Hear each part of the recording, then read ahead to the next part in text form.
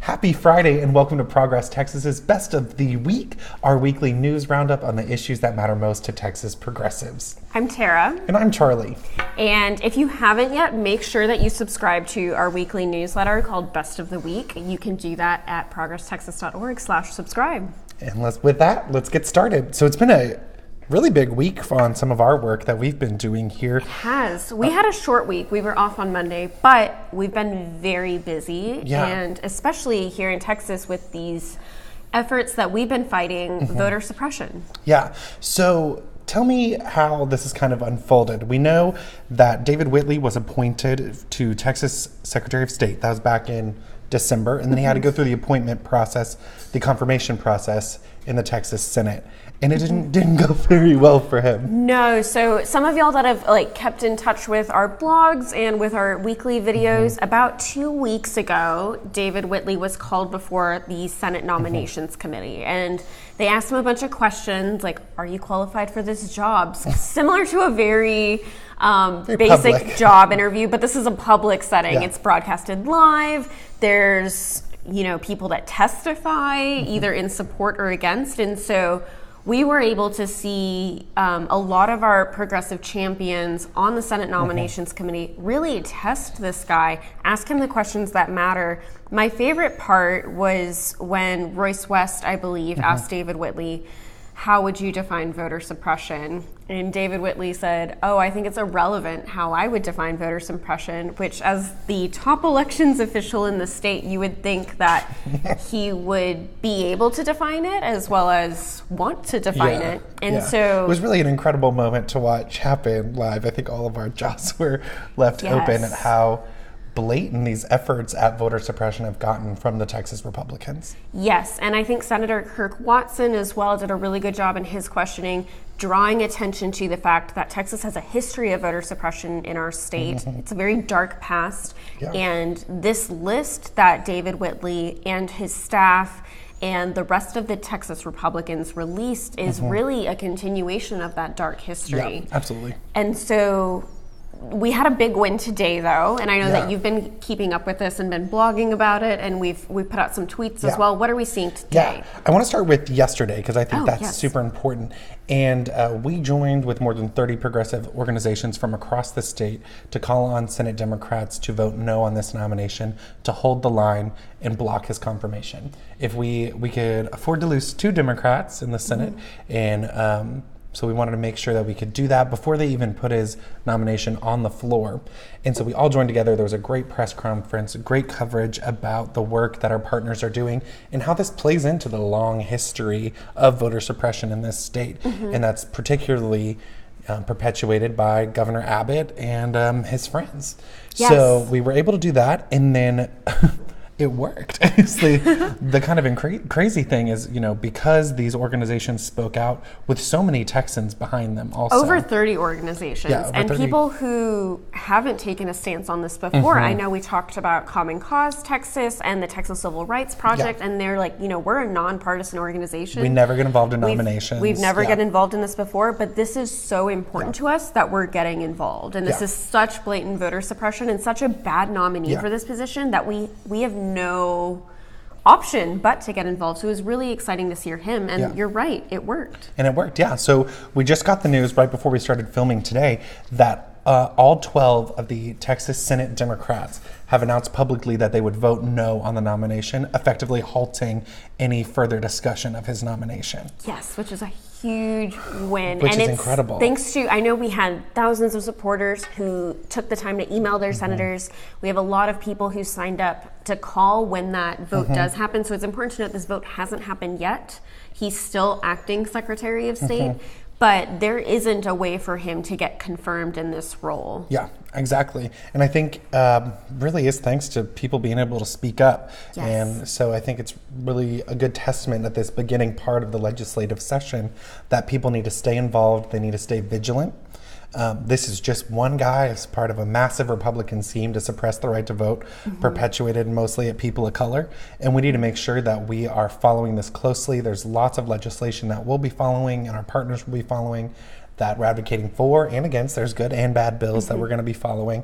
So it's exciting to have this win and to be able to have it now so we can keep that momentum going for the future. Yes, and I think it's also good to note that there are still some lawsuits pending against the Secretary of State to try to stop the removal of citizens from the voter rolls, which is really what is happening here. And so we want to make sure that everybody here knows that demanding citizenship proof of these individuals who have already provided this when they registered to vote and when they became a citizen is an act to intimidate and discriminate against foreign-born Americans. So we really see this as an unconstitutional, discriminatory action that this guy has perpetrated. Absolutely. And we're really excited to see what happens next. Well, it'll be interesting to see how those lawsuits unfold in the next few weeks and months, probably. Let's move national. We got all these problems in Texas. Sometimes we forget. How could we forget? So we have President Trump declared that national emergency last week, this completely bogus national emergency to try, in a tantrum to get his wall built on our southern border. But people are fighting back already. Yes, so we've had several states sue over this, which is really great, and I think there will be more lawsuits coming forward as well.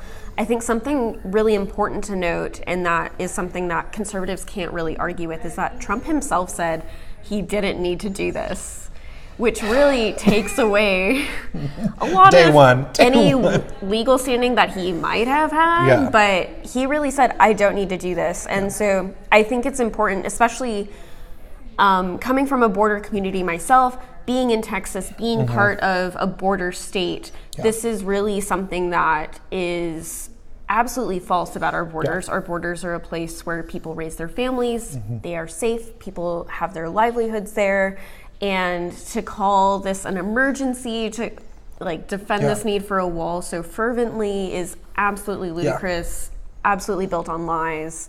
And I think as progressives, what we're calling for now is still no border wall. We do not need a border wall. I know the Valley, with part of the deal we have, is getting a portion of border wall, and we'll continue to fight against that. But we do need comprehensive immigration reform as soon as possible. Yes, absolutely. I think I also want to touch on the legislation from Congressman Castro that's been filed, I think, today. And they've been doing a lot of work around that. That is a congressional fix to this national emergency declaration that would prevent any federal money from going to a wall. And so we're really proud of our Texas champions. He's been doing an incredible job on that and really rallying a lot of support around that. And I think we're going to be able to get it passed through the House. It'll be interesting to see if Republicans in the Senate, hold to their old ways. They kept trying to prevent President Obama from doing national emergency declarations on things that were actually emergencies because they didn't want him to have any wins, and they, cried about it the whole time. We're kind of seeing they might be hypocrites, maybe. They just might be. Yeah, so we will see what happens as this moves forward. But I think knowing that us and so many of our partners and so many of our advocates I've seen fighting against this, fighting for comprehensive immigration reform, fighting for solutions to these issues that are really unkind to humans in general. And our immigration policy should be updated to be kind and welcoming, I think America should be. And so I think you're absolutely right.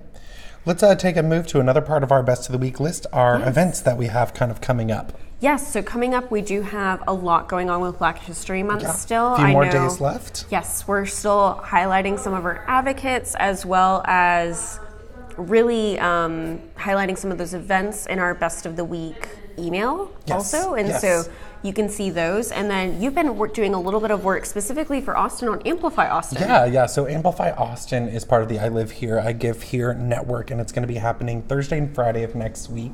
So you'll be hearing us talk about it a lot. But it's a day to rally support around philanthropy. We all have a role to play in all of our communities with getting involved with nonprofits. We are a nonprofit. We are supported by generous donations from our supporters. And this is a day to really rally around that. And it is Amplify Austin, but doesn't matter where you live in the state, you can make sure that you're donating.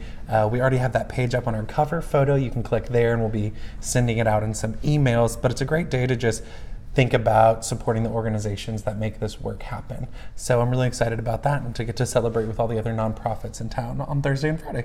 Totally. And then a little bit of a preview, but the last day to file bills at the Texas legislature for our representatives and senators, correct, is 2 weeks. 2 weeks. It's coming up. It's coming up. So it is a little bit, for best of the week, it's a little bit far out there for us, but we do want to call attention to that just briefly and make sure that you know that we're keeping an eye on those bills, and we'll let you know what's coming up. We can finally finish updating our good, bad, and ugly yes, list. We've been watching. In the next couple of weeks that Wesley's been doing an incredible job on. And then we'll move into a new section of session on that, in which we get more into committee hearings. We'll be calling on people to be testifying and showing their support for and against bills, and kind of moving to that phase before things go to the floor votes in the last third of session. So we're in a transitory period.